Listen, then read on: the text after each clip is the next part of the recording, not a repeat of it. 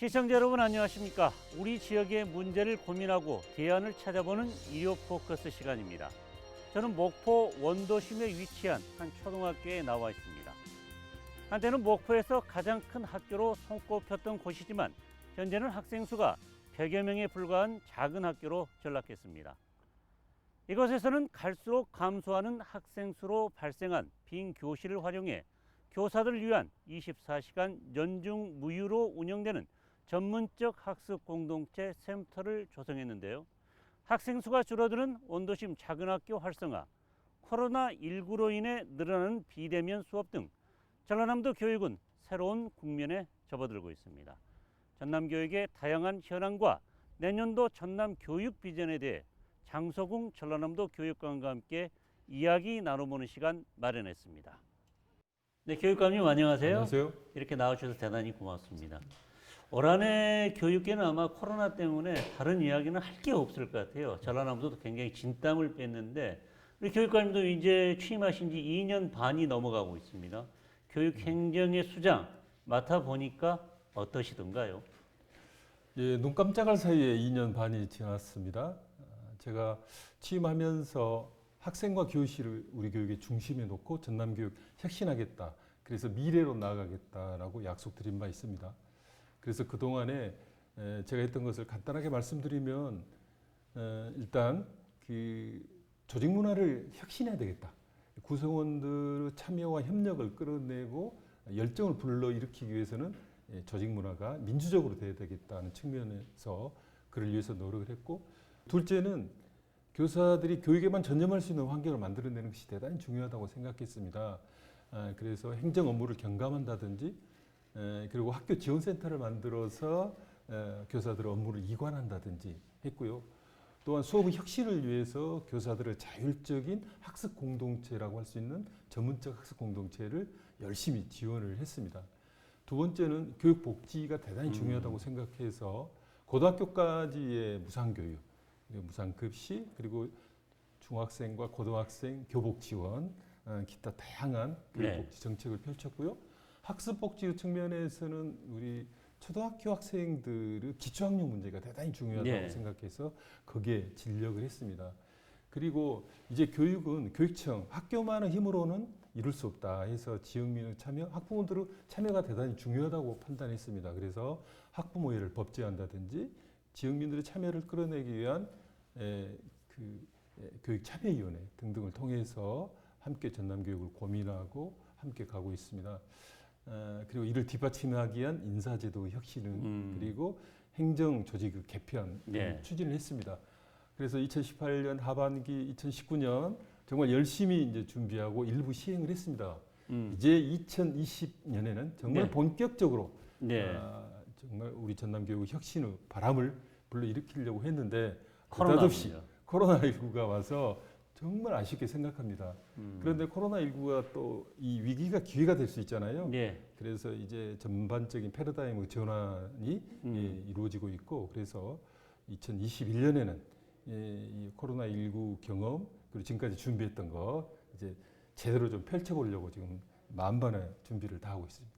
오늘 저희들이 이렇게 녹화하는 이 장소도 이 스튜디오가 아니에요. 여기 어떤 장소인지 간략하게 한번 교육감님이 심혈을 기울인 장소라고 제가 들었는데 어떤 장소인지 짧게 좀 설명 좀 해주시죠. 여기는 목포 중앙초등학교입니다. 목포 구도심에 있죠. 한때는 학생 수 3,000명을 넘는 큰 학교였는데 이제 구도심이 이렇게 이제 학생 수가 줄고 그에 따라서 학생 수가 전체 한 100여 명 정도밖에 안 됩니다. 그래서 이곳에 유휴 건물을 활용을 해서 수학 체험센터, 소프트웨어 체험센터, 그리고 교사들이 이렇게 연구하고 공부할 수 있는 공간, 전문적 학습 공동체 공간, 그리고 운동장도 재구조화했어요. 그래서 아주 쉼터라든지 또는 학교 숲을 조성을 해서 지역 주민들도 함께 할 수 있는 그런 복합화 시설까지 같이 갖추었습니다. 그래서 이제 원도심 학교 앞으로 표본이 될 수도 있을 것 같아요. 이게 상당히 이뻐요. 들어보니까 이 공부할 마음이 생긴다 그런 느낌이 드는데 본격적으로 이야기를 좀 나눠볼까요? 코로나. 이거 올해 정말 교육계에 심각한 상황이었고 교육의 빈익빈 부익부 형상을 가속화시킬 것이라는 뼈아픈 지적도 있습니다.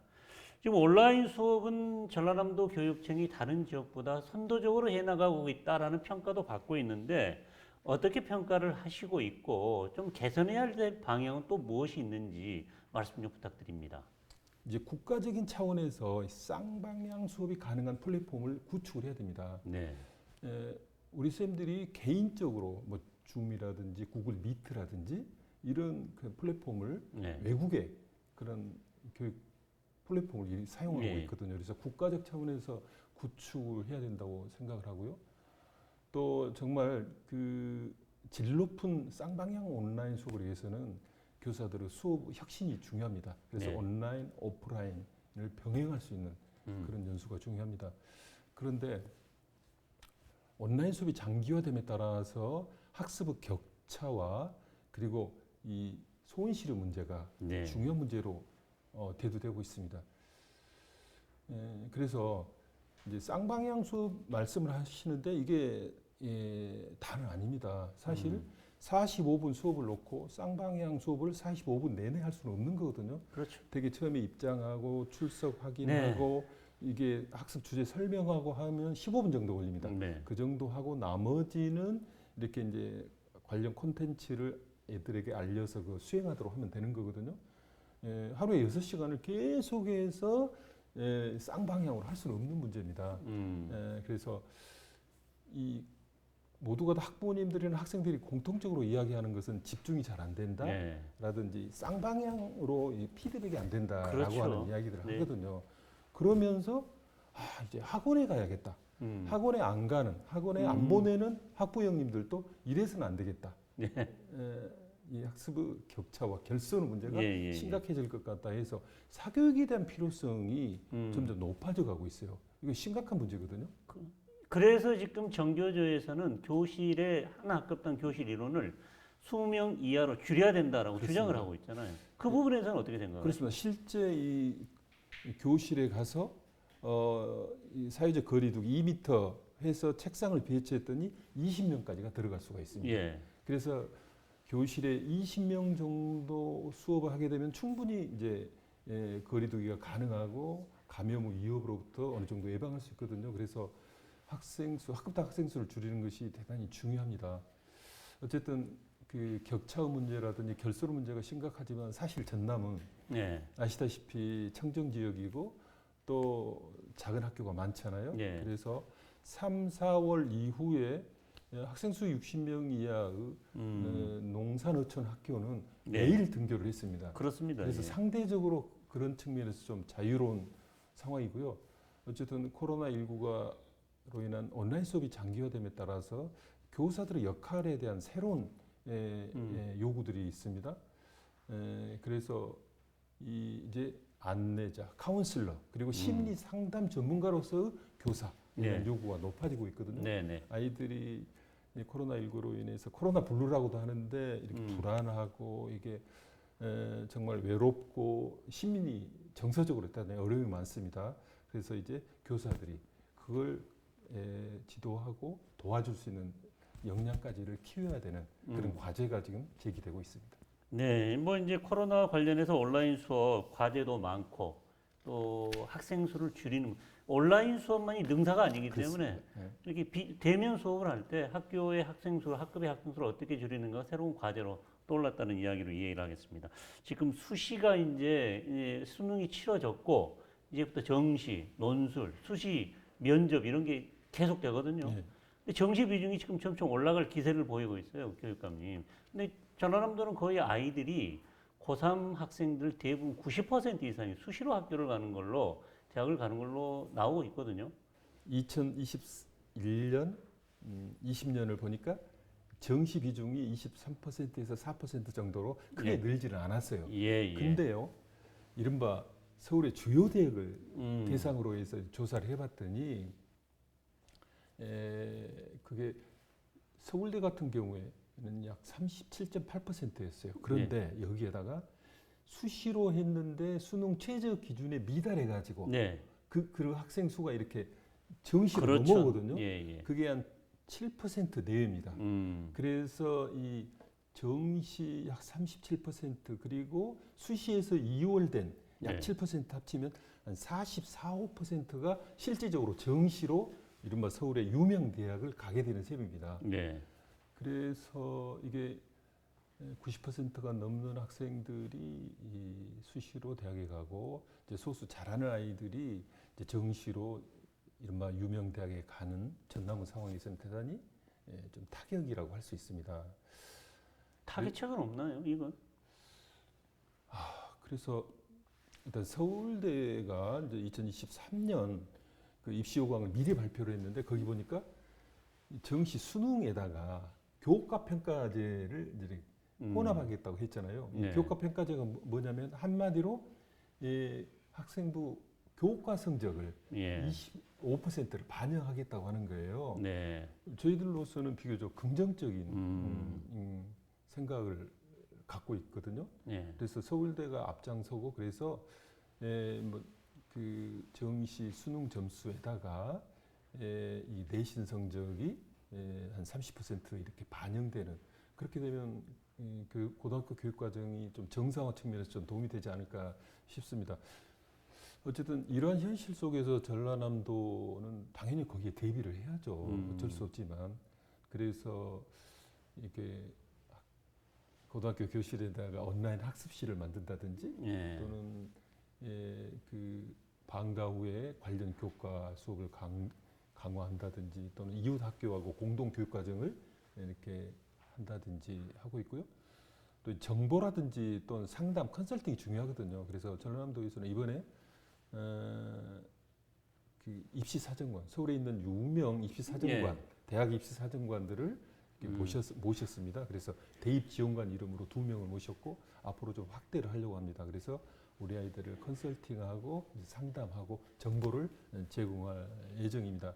시도교육감 협의회 차원에서 고등학교 교육과정 정상화 측면에서 수시 확대가 답이다. 정시 확대는 고등학교 이 수업이라든지 교육과정을 파행으로 끌어간다라고 하는 그런 우려를 강력하게 제기하고 정시 축소를 계속해서 요구해 나갈 그럴 작정입니다.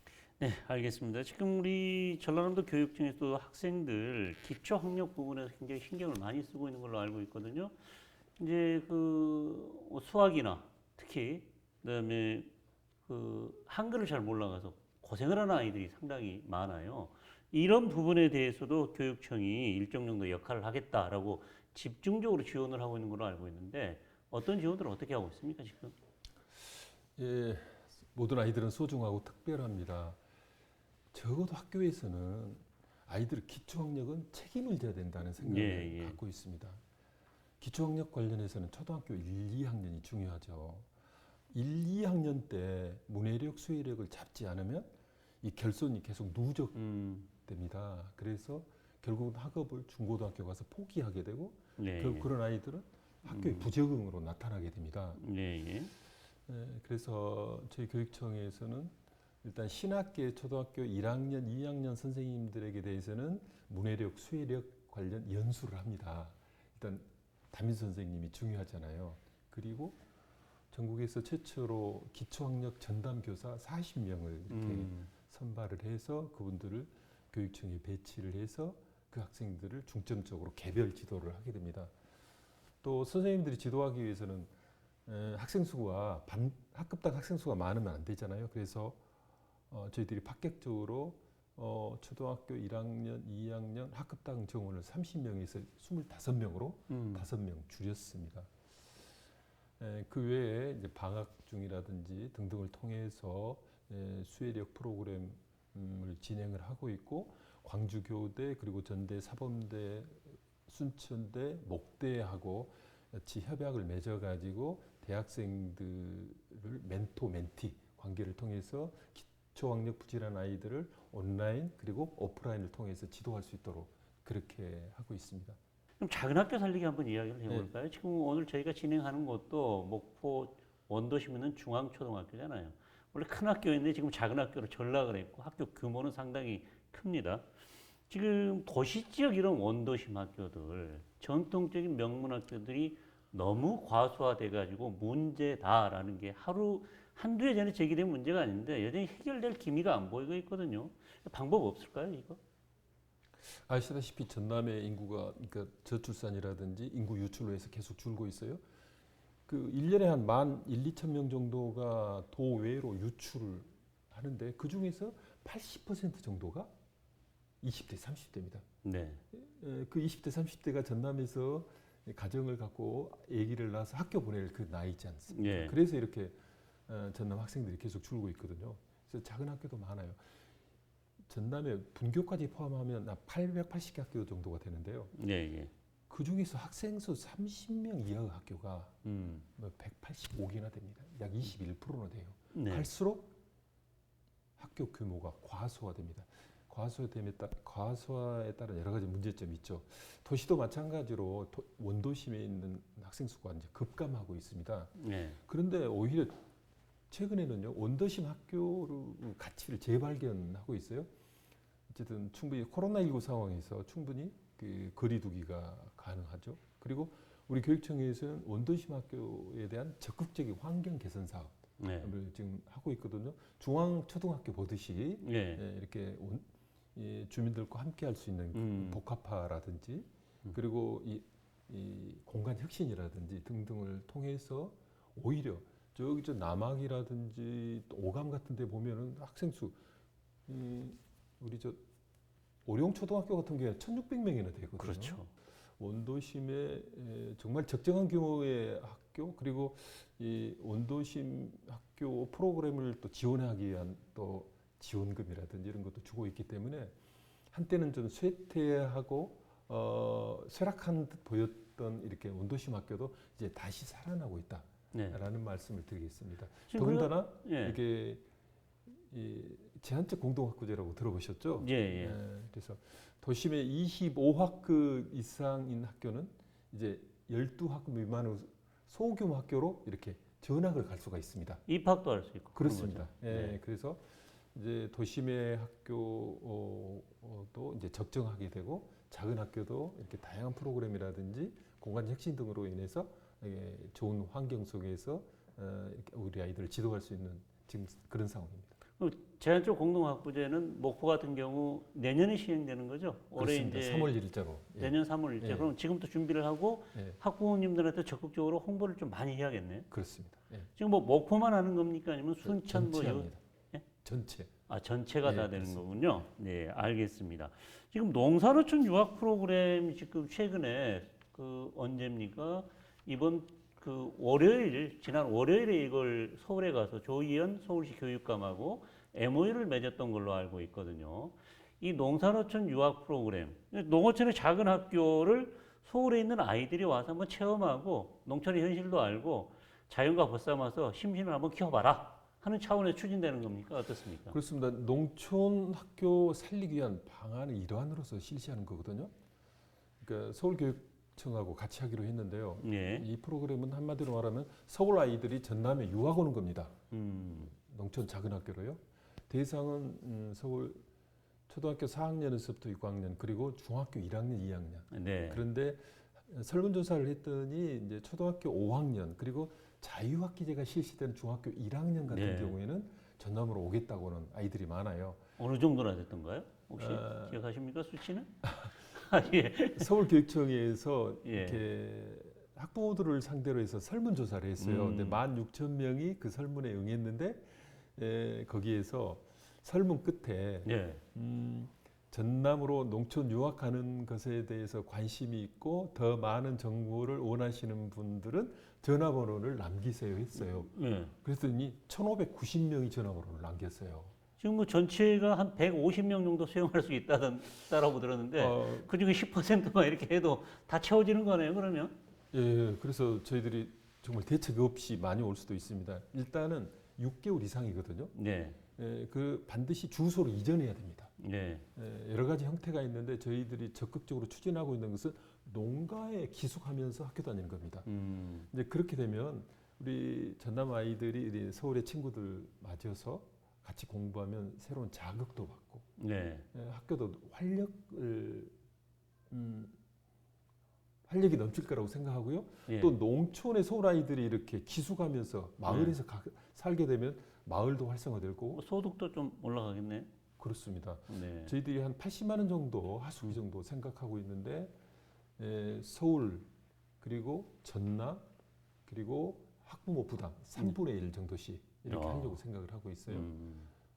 그래서 이게 아이들을 보러 서울의 학부모님들이 또 전남으로 많이 왔다 갔다 하고 그러다 보면 이 도농 교류도 활발해질 거고 마음에 들면 이게 아예 전남으로 이사 오시는 분들도 꽤 생길 거라고 생각합니다.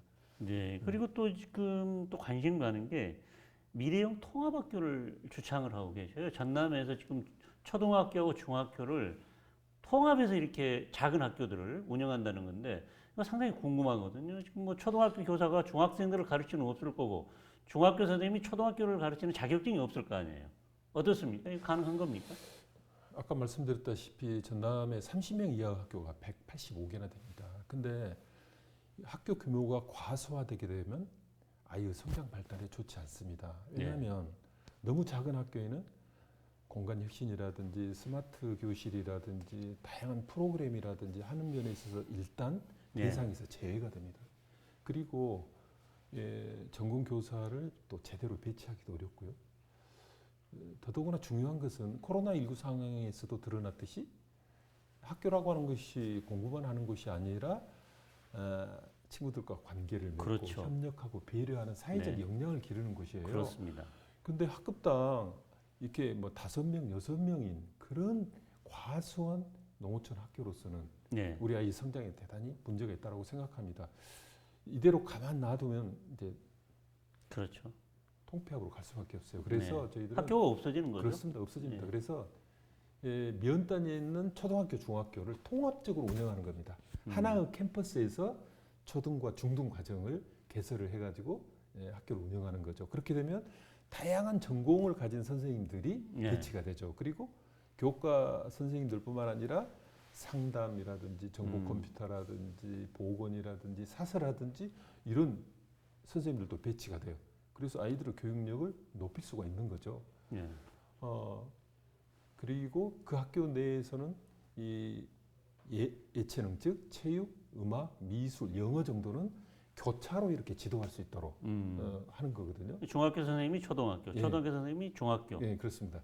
그래서 일반 교과보다는 예체능과 영어 정도는 그렇게 어렵지 않게 할 수 있어요. 그래서 그와 관련한 법적 근거를 만들고 그를 위해서는 또 연수가 필요하지 않겠습니까? 그런 연수도 짜고 그렇게 하고 있습니다. 근데 이것은 반드시 희망하는 지역 학교에서만 하게 됩니다. 그래서 내년 3월 1일자로 영암 서호 지역에서 처음으로 실시하려고 합니다. 서호에는 서호 중학교가 있고 장천 초등학교가 있습니다. 근데 두 학교 합쳐서 이제 전체 수가 약 40명 내외입니다. 그래서 이 서호 중학교하고 장천 초등학교를 통합 운영하겠다라고 말씀드리고 학부모님들과 지역민들 상대로 이렇게 설문조사를 했더니 깜짝 놀랐어요. 95%의 학부모님들이 찬성을 하고 있어요. 그래서 본격적으로는 2022학년도부터 이제 실시하려고 하고 있습니다. 그래서 저는 이 통합 운영 학교가 되면은 예산이 한 30억 정도 또 투자가 됩니다. 그래서 교육 여건이 획기적으로 이제 개선되고 다양한 전공 선생님들이 배치되고 그에 따라서 이제는 떠나지 않는 학교를 넘어서 찾아가는 학교가 될 거고요. 이렇게 읍이라든지 시 단위에 있는 과밀한 학교의 아이들이 그쪽으로 많이 올 거라고 생각합니다. 그렇게 되면 읍이라든지 도시 지역의 과밀 학교도 좀 해소되지 않겠는가라고 하는 기대를 갖고 있습니다. 자, 그러면 이게 교육부라든가 이런 데 반응은 어떻습니까? 지금 전국에서 지금 전라남도가 처음 추진하는 모델인 거죠, 이게요? 예, 그 통합 운영 학교가 있었어요. 근데 기 말 있었습니까? 그대로 아주 물리적인 통합이었고 무늬만 통합이었습니다. 교육부에서도 깊은 관심을 갖고 있습니다. 그래서 일단 전남이 선도적으로 하니까 각종 지원을 마다하지 않고 있고요. 그래서 관련 법령 일부 좀 개정해야 될 부분이 있습니다. 그래서 우리 전남의 서동영 의원께서 앞장서서 관련 법령을 개정을 해서 교차 지도가 가능하도록 이렇게 하고 있습니다. 아마 이 농산어촌 학교를 활성화시키고 살리는 측면에서는 대단히 의미 있는 이 방안이라고 지금 다들 평가하고 있습니다. 자, 지금까지 뭐 교육 문제를 쭉 이야기를 해봤다면은 교육청과 학교를 둘러싼 구성원 이야기를 좀 해봐야 될 것 같아요. 제가 교육을 이렇게 하다 보니까 단순히 교육이 학교, 선생님, 뭐 학부모, 학생이 있는 게 아니라 여러 다양한 직군들이 몰려 있고 이렇게 다양한 직업을 가진 사람이 학교 내에 있었나 싶을 정도예요, 사실. 그리고 최근에는 돌봄 전담사 갈등 문제라든가 뭐 요구 사항이라든가 이렇게 전국적으로 좀 주목을 끌고 그랬었잖아요. 지금 돌봄 전담사 문제, 그다음에 스포츠 강사 처우 개선 요구 이런 것들 때문에 파업도 지금 뭐 하루였지만 파업도 했고 요구 사항도 도교육청 앞에서 개진하고 이렇게 구호도 외치고 집회도 가졌습니다. 지금 이런 것들은 합의점이 어떻게 마련되고 있나요, 지금? 예, 전남에 그 교원들이 한 17,000명이 있고요. 그 행정 직원들이 한 6,000명, 그리고 공무직 9,000명 해서 무려 32,000명 교육 예. 가지고 있습니다. 이제 교육 공무직에서 이 급식이라든지 돌봄이라든지 행정 업무를 보조하는 교무 행정사 이 부분들 비중이 가장 큽니다. 전남에만 해도 우리가 84개 직종 그리고 9,000명의 교육 공무직이 있습니다. 그 무기직도 있고요, 기간제도 있고요. 그리고 그 근로 형태도 다양하고요. 그렇습니다. 그래서 이 부분에 이분들이 각각 또 요구와 현안 문제가 있거든요. 네. 그래서 이제 최대한 우리 도교육청에서는 근로 조건도 향상시키고 제반 현안 문제에 대한 방안도 이렇게 해결책을 마련하려고 노력을 하고 있습니다. 현재 이제 가장 크게 문제가 되고 있는 것이 말씀하신 돌봄 문제거든요. 돌봄은 이제 유치원 오전 4시간 끝나면 오후에는 이제 시간제 근무 기간제 돌봄 교사들이 돌봄을 맡고요. 초등학교 같은 경우에는 이제 오후에 네. 그리고 또 저녁 돌봄이라 했고 7시까지 네. 이렇게 합니다. 근데 초등 돌봄 같은 경우 한 600여 명이 있는데 그분들은 이제 12시에 출근을 해가지고 5시간 근무를 합니다. 네. 하루 5시간 일주일간 하면은 25시간이죠. 그래서 하루에 5시간 근무하니까 그분들은 이제 우리도 전일제 근무를 할 수 있도록 해달라. 8시간 근무를 해달라. 8시간 근무를 하게 되면 당연히 이제 임금을 많이 드려야 되겠죠. 그런 요구. 그리고 이제 돌봄을 이렇게 지자체로 이관하려고 하는 움직임이 있는데 그건 반대한다. 그건 돌봄도 교육이기 때문에 학교가 책임져야 된다. 이렇게 말씀을 하고 있어요. 그래서 현재 5시간 근무를 하루 8시간 근무 전일제로 하는 문제는 당연히 예산 문제가 따릅니다. 그래서 그건 교육부 차원에서 중앙정부 차원에서 이 문제를 해결해야 될 거고요. 이 돌봄 교사들을 이렇게 지자체로 이관한다든지 학교가 전적으로 떠맡는다든지 하는 것은 제 생각에는 적절하지 않다고 생각합니다. 지자체가 하게 되면 암만 해도 이제 그런 경험도 부족하고 하기 때문에 또 문제가 있을 수 있어요. 그래서 이 문제는 학교하고 지자체하고 적절하게 역할 분담을 할 수 있다고 생각해요. 그래서 가능한 지역에서는 예를 들면 학교 유휴시설을 이용을 해서 지자체가 그 시설을 하고 지자체 소속의 돌봄 전담사가 신분을 보장하는 가운데에서 근무할 수 있도록 하고요. 또 이제 일반 보통 지역에서는 학교가 충분히 감당할 수 있거든요. 그래서 학교 돌봄실에서 아이들을 감당. 그래서 이렇게 지자체와 학교가 적절하게 이렇게 역할 분담하면서 우리 아이들을 돌봐야 되지 않겠는가 저는 그런 생각을 하고 있습니다. 근데 돌봄 전담하시는 분들은 가장 우려하는 게 지자체로 넘어가면은 고용이 유지가 되지 않을 거다. 그 지자체가 이 사업을 위탁을 주기 때문에 그럴 거라고 하는데 그런 것들은 어떻게 생각하세요? 혹시? 저는 그렇게 되지는 않는다고 보고요. 서울 같은 경우에는 구청이 주가 돼가지고 키움센터라고 하는 것을 만들었어요. 그 말 그대로 완전히 구청에서 돌봄을 하는 겁니다. 현재 100개가 만들어졌어요. 앞으로 400개까지 확대한다고 합니다. 그리고 전남에서도 제가 어느 시군이라고 이야기하지는 않겠는데 어느 시군에서는 우리가 다 돌봄을 책임지겠다. 지자체에서. 그래서 확실하게 신분 보장하고 하루 8시간 전일 근무 그래서 근로조건도 확실하게 보장을 하겠다 하고 있는 그런 지자체도 있습니다. 우리 이 돌봄 선생님들이 걱정하는 것은 이게 어린이집 있잖아요. 예. 민간이 하고 그러다 보니까 근로 조건도 안 좋고 신분도 이렇게 좀 불안정한 그런 측면이 있어요. 그래서 어린이집처럼 되지 않을까. 어린이집은 아시다시피 지자체 소관이 아니에요. 네. 그런 걱정을 하고 있는 것 같은데 그렇게 되지는 않을 거라고 생각합니다. 네, 아무쪼록 좋은 협상과 협상 결과가 나왔으면 좋겠다라는 생각이 듭니다. 근데 학교에서는 또 이 문제 말고요. 교육청 공무원 노조가 있습니다. 일반 행정직들이 있고 또 학교 내에서 최근에 아주 첨예하게 대립했던 게 보건교사의 업무 분장을 둘러싸고 학교 일반 행정직들이 이건 네 업무다, 이것은 내 업무다, 이게 서로 좀 갈등이 많고 이게 해묵은 갈등이 돼 있는데 보건교사 업무 분장 문제는 지금 어떤 식으로 지금 해결이 되고 있나요? 지금 이 문제는 공무원 노조하고? 예, 그 해묵은 갈등입니다. 그러니까 학교에서 환경 위생에 관한 일이 있습니다. 먹는 물이라든지 뭐 공기질 관리의 문제인데요. 보건 선생님들은 이것은 시설 관리에 관한 문제이다. 그렇기 때문에 당연히 이건 행정실의 소관이다. 이렇게 이야기를 하고 있고요. 행정실 입장에서는 법령에 보면 학교보건법 시행령에 보면 이런 그 환경위생 업무는 보건교사가 담당한다. 이렇게 예.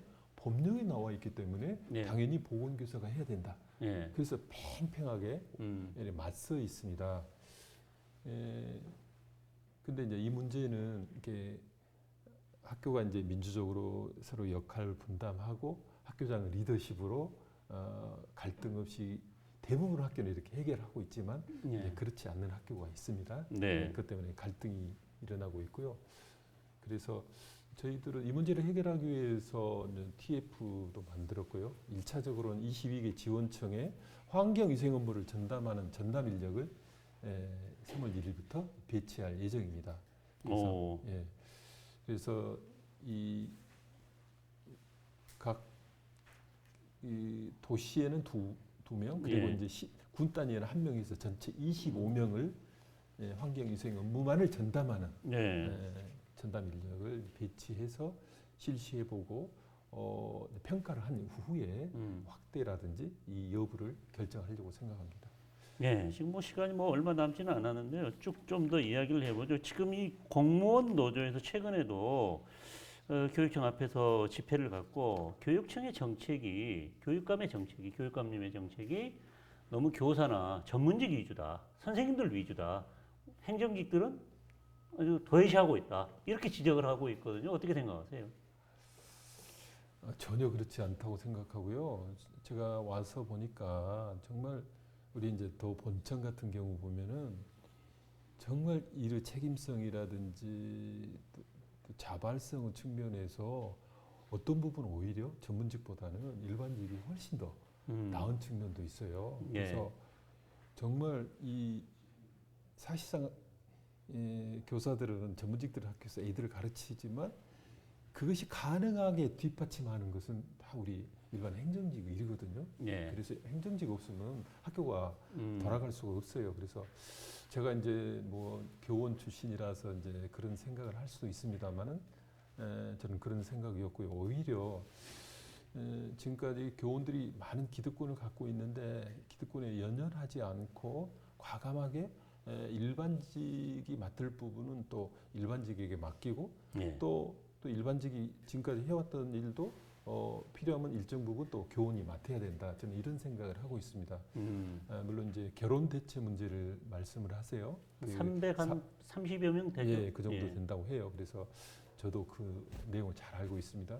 네, 올해는 아시다시피 그 예산도 한 2,700억 정도, 2,270억 정도 이렇게 줄어들고 해서 그 미처 반영을 다 하지 못했습니다. 그래서 묵묵히 헌신하고 있는 특히 일반직 중에서도 하위직 공무원들 애환도 잘 알고 있습니다. 그래서 근무 조건도 어쨌든 향상시킬 수 있도록 최대한 노력을 하고 있다.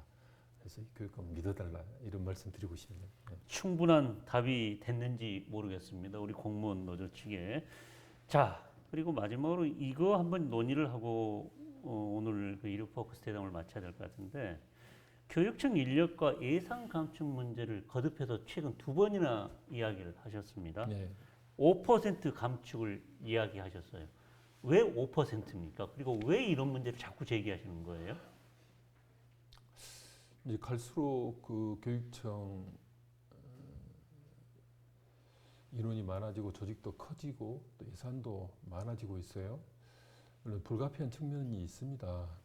돌봄이라든지 또 교육복지라든지 또는 그 고교 학점제와 같은 국가 주요 정책이라든지 그것 때문에 일이 많아지고 그걸 담당하는 인력이 늘어나고 네. 그렇죠. 인력이 늘어나면 또 일을 또 많이 만들어요. 네. 그건 악순환 구조입니다. 우리 전남교육청 제가 교육감 된 후로도 그랬어요. 근데 이뿐만 아니라 이제 코로나19로 인한 감염병 예방 문제라든지 코로나19로 드러난 생태 환경 교육의 중요성 문제라든지 또 온라인 수업 등 에듀테크의 문제라든지 이런 일이 또 새롭게 추가됨에 따라서 이에 관한 인력 충원의 요구가 아주 또 쇄도하고 있습니다. 네. 그래서 제가 계속해서 이야기했던 것은 그동안 관행적으로 해왔던 것 그리고 전시적으로 해왔던 것 실적 중심의 그러한 낡은 관행에 의한 사업은 대폭 줄여라. 대폭 네. 줄여야 비워야 새로 채울 수 있다. 네. 그걸 이야기를 했는데 그게 그렇게 안 줄어지더라고요. 꽉 붙들고 있어요. 예. 그래서 이제 제가 정말 이제 도저히 안 되겠다. 사업을 줄여라기도 안 줄이니까 예산과 인력을 줄이면 사업이 줄어들겠지 해서 제가 이제 꼭 5%가 어떤 근거가 있어서 하는 건 아니고요. 예. 어쨌든 사람을 줄이고 인력을 줄이겠다. 그래야 사업이 줄을 거 아니냐. 그래야 교육청 본청을 말씀하시는 그렇습니다. 거죠? 왜냐면요. 예. 이렇게 일을 많이 만들면요. 지원청은 힘들고 학교는 더 힘듭니다. 우리 선생님들이 정말 교과 연구하고 아이들 지도에도 시간이 부족할 판인데 이런 일들이 막 산더미 같이 네. 떠밀려 오게 되면 그건 문제거든요. 그래서 이 학교와 교사들의 부담을 줄여주기 위해서 저는 이제 도교육청 조직은 슬림화돼야 되거든요. 예. 그리고 제반 현안에 대해서 아주 신속하게 이렇게 유연하게 대처할 수 있는 그런 조직을 만들어야 됩니다. 잘 될 것 같습니까? 이게 아유, 뭐 쉽지 않을 것 같은데. 저항이 만만치 않습니다. 예. 그래서 제가 이걸 각과에 맡기면 안 된다. 음. 국장님이 책임지고 이렇게 이제 해라, 밀어붙여라. 이렇게 지금 하고 있습니다. 예. 뭐 성과가 좀 나올 것 같습니까? 어떻습니까? 어쨌든 좀 올해 안에 기본안을 만들어서 내년 3월 1일부로 이제 구체적으로 이렇게 시행을 하려고 합니다. 예, 어떤 결과가 나오는지 참혹 관심이 갑니다. 마지막으로 우리 전라남도 주민 또 우리 교육 가족 여러분께 우리 교육감님의 맺은 말 짧게 좀 부탁드립니다. 예, 코로나19로 우리 도민 여러분들 매우 힘드셨죠. 예, 그리고 온라인 수업이 계속되니까 또 교육에 대해서 걱정도 많이 하셨을 겁니다. 예, 그래도 청정한 전남을 만들어 주시고 그래도 등교 수업을 전국 어느 시도보다 많이 할 수 있게끔 만들어 주신 것은 도민 여러분들의 절대적인 협력 때문에 가능했습니다. 감사드립니다. 코로나19 위기를 기회로 삼아서 이 전남 교육이 한 걸음 도약할 수 있는 그런 계기로 만들도록 하겠습니다. 전남의 청정한 자연 환경이라든지 그리고 이 대면 수업, 대면 지도가 가능한 전남 교육 여건이 새롭게 주목받고 있습니다. 코로나 위기를 극복하고 미래로 우리 아이들 함께 가겠습니다. 앞으로도 많은 격려와 협력 부탁드리겠습니다. 감사드립니다. 네, 지금까지 장성규 교육감이 이렇게 나와주셔서 대단히 고맙습니다. 네, 코로나19로 인해 2020년 올해 사회 모든 곳이 힘들지 않은 곳이 없는 것 같습니다. 우리의 생활도 많이 달라진 것 같고요. 연말연시 모임 최대한 자제하시고 오늘 또 개인 방역 수칙 잘 지키시면서 마무리 잘 하시기 바랍니다. 일요 포커스 오늘 순서 모두 마치겠습니다. 고맙습니다.